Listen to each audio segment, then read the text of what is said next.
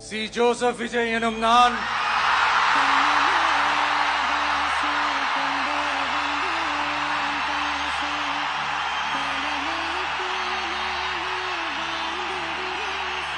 சட்டப்படி அமைக்கப்பெற்ற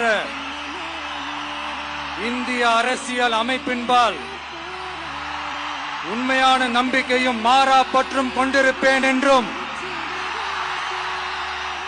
இந்திய நாட்டின் ஒப்பில்லாத முழு முதல் ஆட்சியையும் ஒருமையையும் நிலை நிறுத்துவேன் என்றும்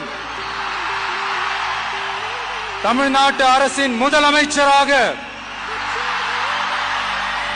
உண்மையாகவும் உளச்சான்றின்படியும் என் கடமைகளை நிறைவேற்றுவேன் என்றும்